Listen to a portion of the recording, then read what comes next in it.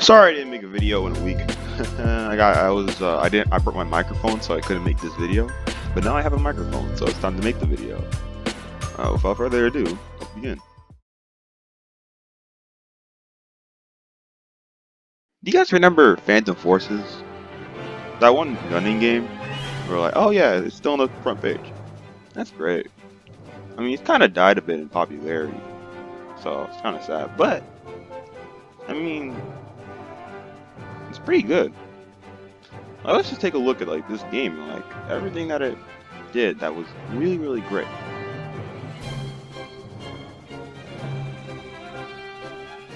Phantom Forces was always somewhat ahead of its time.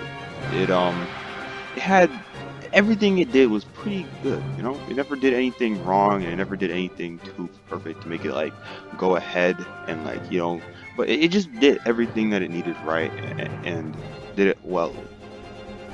It was well optimized and ran well on basically any computer. It had good maps. It was pretty fun to play. Had really good gun models. Had good animation. Lots of game modes. And it's still getting updates till this day. And even though it's a dying game, I think it's a game that needs to be talked about. So now, without further ado, let's talk about Phantom Forces. You see, Phantom Forces. First, let's talk about what is Phantom Forces. Phantom Forces is a FPS first-person shooter game. So what you do in the game is that, well, you get guns, and you're spawned into this area, right? And you get given, I think, 6 different game modes, right? But we'll talk about those later. And your goal is essentially just kill people, right? And you're given about like 7 to 8 or 10 whatever members on your team, and you're supposed to traverse a map and shoot people. And that's it. It's simple, perfect, sweet. It's everything you need out of a FPS. And it just runs well too. It has its own goodness, It's nothing bad about the game. Everything's just nice. So let's split it up a little bit, right? So first, let's talk about the maps, right? Let's take a look at the desert map, right? The one where there's like this like thing in the middle where you can go through. It's like a pipe or whatever, waterway, right? And it's in the middle of a desert. The map is made up perfectly so that there are little areas where you can fight at, and then there's a middle area where you can go and to fight. That's made even better and punctuated when they add in the hills where they can spread it around the map. So there are separate areas where it can be like, this is the zone to fight at, and these are the little areas where you have very small fights with. And then there are the areas that you'll get like absolutely blown up in. But the maps are made really, really well. They're made with gameplay in mind, so that like someone has to meet up in the middle. But that's not that's not the main thing about the game, right? The main thing about the game is the guns. The guns have so much customization. It's insane. Like the skins, and they're good. Like okay, so let's say you have a skin, right? A case, right? There'll be 20 to 30 skins in that case, right? And there are about like 40, I don't know, whatever cases in that game, right?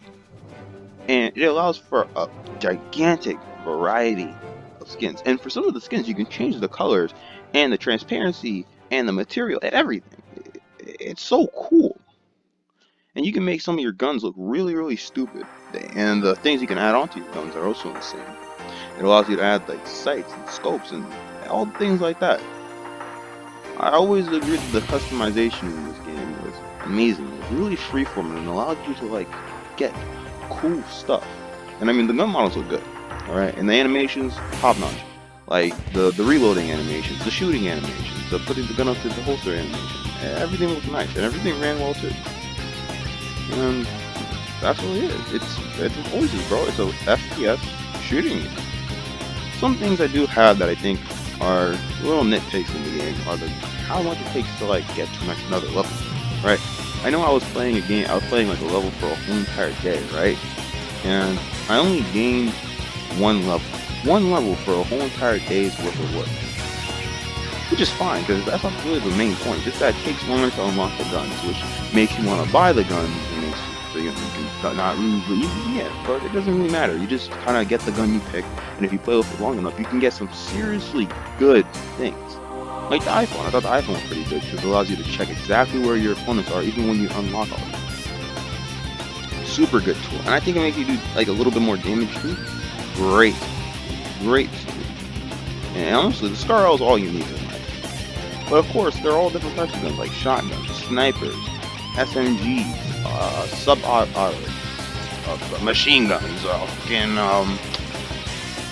secondary shotguns, whatever. They all look good. That's the main thing with this game. It looks fine.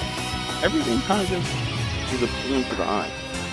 Now the stages can be too dark sometimes, but otherwise, it's Phantom Forces. Man, I don't know what to say. It looks nice. It looks good. It plays good. It is good. That's it.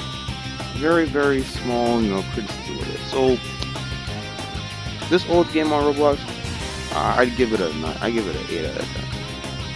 Very good.